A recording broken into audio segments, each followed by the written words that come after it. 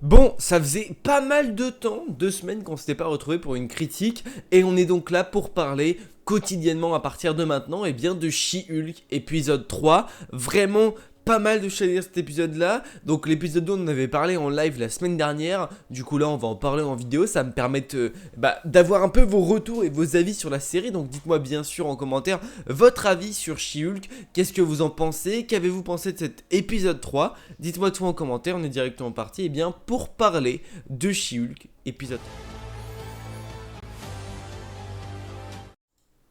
Bon, commençons directement, on va faire comme on fait d'habitude, par ordre chronologique des événements entre guillemets, parce que c'est vrai que je me perds très très vite, mais on va commencer par les premiers événements. Je trouve que déjà le début commence bien sur... J'aime beaucoup le fait que Marvel soit conscient des avis des gens. C'est-à-dire que dans She-Hulk, le fait que ce soit une super-héroïne, c'est vrai que beaucoup ont râlé. C'est-à-dire que beaucoup ont râlé parce que c'était une femme, parce que des femmes dans la MCU, il y en a beaucoup, c'est vrai. Il y a Jane, enfin Mighty Thor qui est arrivé dans Thor Love and Thunder, on a She-Hulk, et on en a plein d'autres, Valkyrie, America Chavez.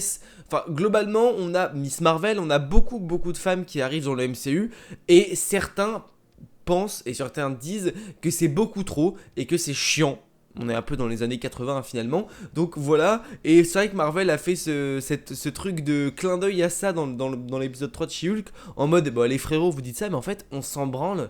Et ça, j'ai trouvé ça plutôt bien parce que justement, c'est vrai que ça fait beaucoup de bruit. Et le woke, hein, le fameux mot insupportable dit à tout bout de champ. Voilà, c'est histoire de contraster avec ça. Et je trouve ça plutôt intelligent de la part de Marvel. Globalement, j'ai beaucoup aimé l'épisode. Je trouve que le côté juridique, alors bien sûr la série She-Hulk a été vendue comme une série juridique, c'est le principe même, c'est son travail, etc. Et honnêtement, j'avais peur peut-être que ce soit un peu chiant, mais je vous avoue que les épisodes faisant 30 minutes, bah finalement je trouve que c'est plutôt bien rythmé, et en plus de ça, eh ben ça nous montre qu'il y a des trucs vachement intéressants, que c'est, je trouve, bien dynamique, c'est plutôt bien expliqué, il y a des bons arguments, l'arrivée des personnages, etc.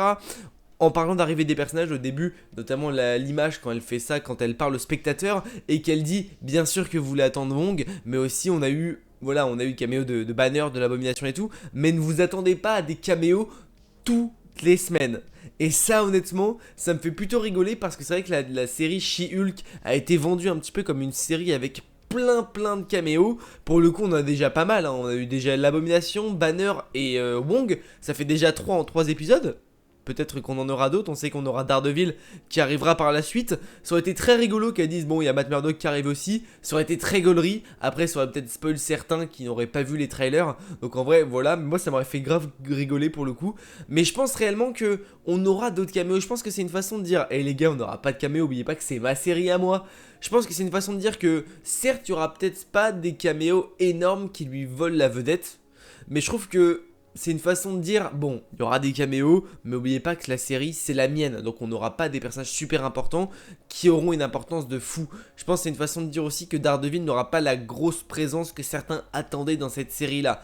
C'est une certaine critique de ça, et honnêtement, je trouve ça plutôt cool. Et je trouve que le brisage du quatrième mur est vraiment bien utilisé.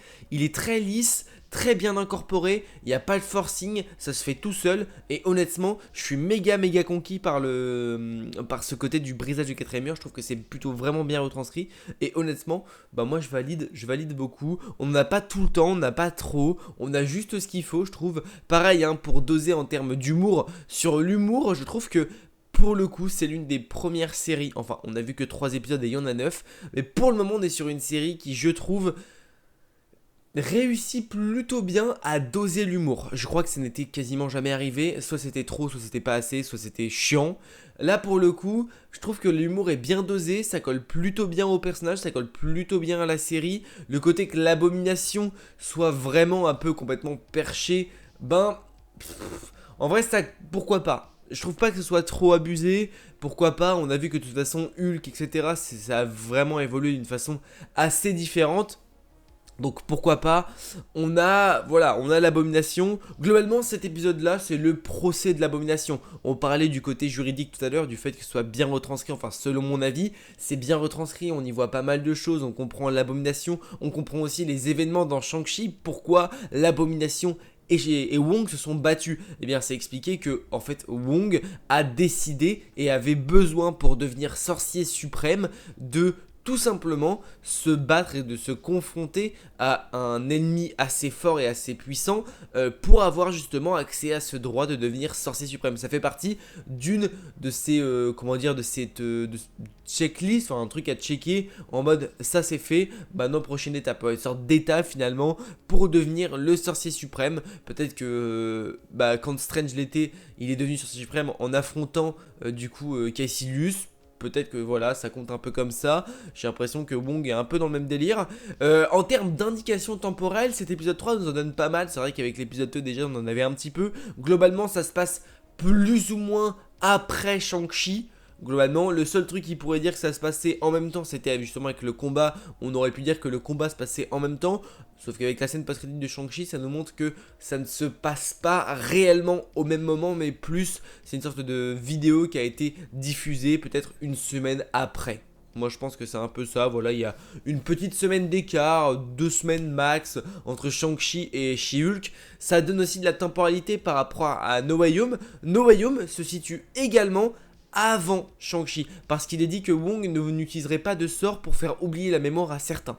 Et donc ça veut dire que bien sûr il fait référence au sort que Strange a fait pour faire oublier la mémoire à Peter. Donc, pour faire oublier la mémoire aux spectateurs, au peuple globalement, et pour qu'il ne se rappelle plus de Peter Parker en tant que Spider-Man. Donc voilà, ça fait référence à ça. Donc She-Hulk se passe après ces événements-là. Voilà, on a des petits marqueurs temporels qui sont plutôt bons à prendre. Ça permet d'avoir une chronologie assez belle et assez fluide. Donc merci Wong, on te remercie. Donc Wong, son arrivée, son petit caméo, très cool. Ce que j'ai beaucoup aimé aussi dans l'épisode, et ça je trouve ça vraiment cool, et j'espère que c'est ce qui va être retranscrit, c'est que finalement dans les trailers on nous avait vendu comme l'histoire comme de l'abomination, comme étant peut-être une des principales histoires de la série. Pour moi ça allait se dérouler un peu plus longuement. En fait pour moi le procès de l'abomination etc, ça allait se dérouler sur 3 épisodes pour moi. Au final, on voit que c'est pas du tout le cas. Le procès de l'abomination est terminé dès le premier épisode. Enfin, dès le 3e épisode, mais le premier épisode là-dedans. Je trouve que c'est pas plus mal. En vrai, ça permet de voir autre chose. Le fait d'avoir altéré entre l'histoire avec justement Monsieur Burzewski, ou je sais plus comment il s'appelle, et l'histoire avec l'abomination, je trouve ça plutôt pas mal parce que du coup, ça nous permet de voir 2 histoires vraiment différentes. Un qui a réellement commis des crimes et une histoire très futile, très comique pour le coup. Je trouve ça plutôt cool. J'aime beaucoup le personnage de Puck, lui là, j'allais montrer avec mon doigt à l'écran, pas du tout, mais du coup ouais, l'avocat du coup qui sert Monsieur Burzewski, je sais plus comment il s'appelle, mais ce gars là, vous voyez à l'écran, j'aime beaucoup. Je trouve qu'au début il paraissait un peu neuneux avec sa blague sur le PQ et les toilettes, et au final je trouve qu'il est très bon dans son domaine, très fort etc, et en vrai je suis plutôt satisfait. Moi cet acteur là je l'avais vu dans Arrow.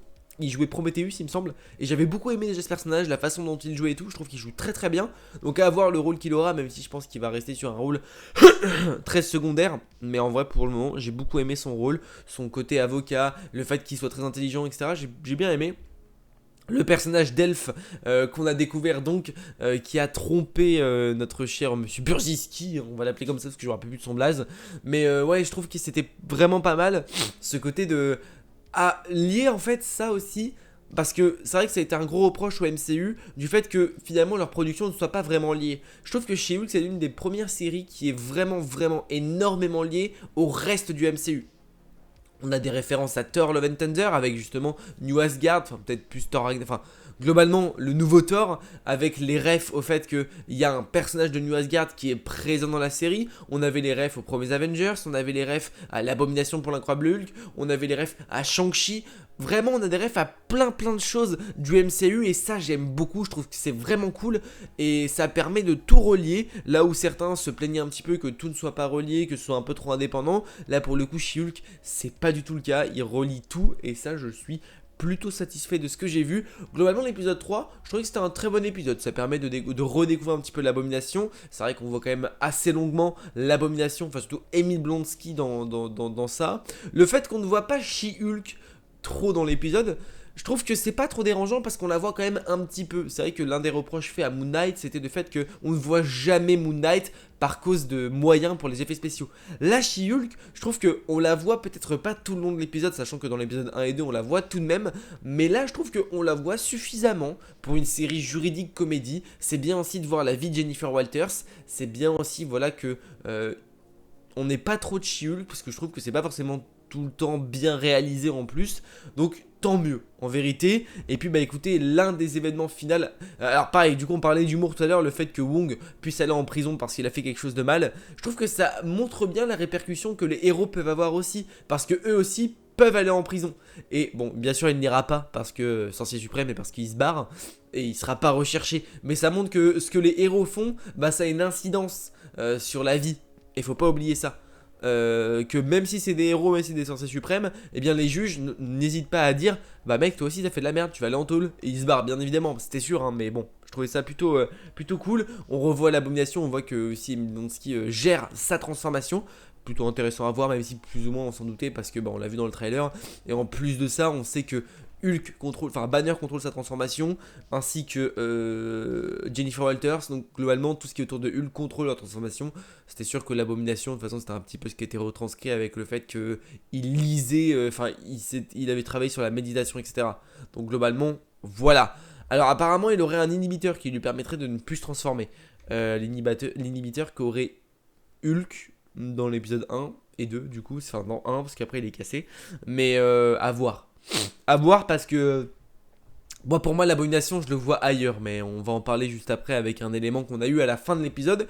Cet élément-là, c'est donc le groupe, je ne sais plus comment s'appelle ce groupe. Si jamais dans les commentaires, ceux qui regardent la vidéo, vous avez le nom de ce groupe-là, n'hésitez pas à me le dire en commentaire, ça pourrait être intéressant. Je crois que c'est le groupe des Ravageurs, pas du tout. Les Ravageurs, c'est absolument pas du tout dans cet endroit-là. Mais je sais plus c'est quoi leur nom, mais ils ont un nom de team ou je sais pas dans les comics, mais je vous avoue que j'ai pas le nom exact. Ils ont des sortes des casques, des armes venant d'une technologie étrange. Alors je crois qu'il est cité Asgard, des armes d'Asgard. Alors est-ce que c'est plus un troll qu'une vérité, je ne sais pas, mais en tout cas c'est ce qui est plus ou moins cité. En revanche, il y a bien quelque chose d'intéressant, c'est que au début Shulk, vu qu'elle ne veut pas utiliser ses pouvoirs, c'est qu'elle est apeurée en mode bah non en fait pourquoi j'ai peur, je suis bête, en fait je peux me transformer en Hulk et les défoncer. Et du coup on voit qu'elle les défonce bien sûr parce que c'est des gamins qui n'ont pas vraiment, qui sont pas très forts.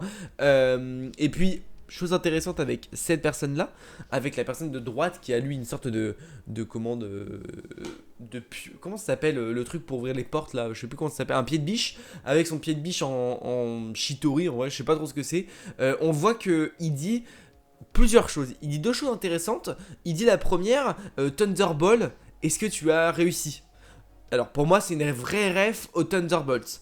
Maintenant, peut-être que je me trompe, peut-être que c'est un autre personnage, peut-être que c'est quelque chose. Pour moi, c'est une vraie ref à ça. Et autre chose, il a cité le fait que le patron n'allait pas être content parce que notre cher et tendre Thunderball n'a pas réussi à prélever un échantillon de sang de She-Hulk. Et ça veut dire quelque chose pour moi. Ça veut dire qu'il se déroule quelque chose dans le fond. Peut-être que Général Ross a besoin de ça pour devenir peut-être, ou alors un autre personnage, parce que c'est vrai que comme l'acteur est décédé, on ne sait pas vraiment vers où on va se placer. Mais pour moi, il y a une réelle indication sur le boss. Cette vidéo-là, je pense qu'on va y avoir une vidéo qui est le boss, qui est vraiment le réel méchant. Parce que je pense que le réel méchant, c'est ce personnage-là derrière. Moi, je pense à un gros personnage qui pourrait potentiellement avoir un lien dans une transformation de Hulk. Donc, à voir ce qu'on va voir, mais je pense que ça peut utiliser quelque chose d'assez lourd. Et honnêtement, moi j'en suis assez content de ce que j'ai vu. Globalement, je trouve que c'est plutôt bien. Je suis assez content de ce côté juridique retranscrit. Je suis assez content de ce côté She-Hulk. Je suis content aussi du fait qu'on ait des caméos qui soient pas forcément très importants, mais ça fait toujours plaisir de voir certains personnages. J'exclus pas le fait qu'on va revoir encore des caméos potentiellement dans l'épisode 4, 5, 6. Pour moi, on aura quasiment un caméo par épisode, même si She-Hulk, on dit le contraire. Je pense qu'elle veut surtout un peu garder la surprise entre guillemets. Mais je pense qu'on aura des caméos pas forcément très intéressants à chaque fois, mais en tout cas des petits caméos qui peuvent toujours être utiles et toujours qui peuvent être assez cool, surtout qu'on va avoir quand même, je pense, des nouveaux procès qui nous ont pas été montrés. On a notamment Megan, et d'ailleurs c'est une petite info, mais du coup la chanteuse qui chante, qu'on voit, celle qui a eu potentiellement des problèmes avec le gars, sauf que du coup c'était pas elle mais l'elfe, enfin en gros l'elfe qui se fait passer pour la chanteuse rappeuse, et bien finalement cette personne-là aurait potentiellement des super pouvoirs. Parce que finalement on sait que Jennifer Walters, She-Hulk, est présente dans GLELH, JLEH, enfin le truc de le cabinet d'avocats, eh bien elle est dans la section super humain. Donc finalement, elle s'occupe d'elle, ça veut dire qu'elle a des pouvoirs, elle a quelque chose. Assez déçu en revanche de l'épisode concernant Titania. On n'a toujours pas revu Titania, j'aurais aimé revoir Titania, malheureusement c'est pas le cas. J'ai une vidéo qui est prête sur elle, donc elle sortira au moment voulu, peut-être pour l'épisode 4, l'épisode 5. J'avoue que là on l'a pas du tout vu, on l'a pas du tout entendu parler, donc bon. On verra pour la suite, c'est pas grave. Écoutez les amis, globalement je pense avoir donné mon avis sur l'épisode. N'hésitez pas à mettre en commentaire vous votre avis sur l'épisode. N'hésitez pas aussi à me dire, voilà, si la vidéo vous a plu, on peut mettre le petit pouce bleu qui fait extrêmement plaisir. Et puis si jamais vous n'êtes pas encore abonné à la chaîne YouTube, alors dans ce cas là vous pouvez franchir le pas en vous abonnant et en activant la cloche. N'oubliez pas, mais de grands pouvoirs impliquent de grandes responsabilités. Je vous fais des bisous, ciao.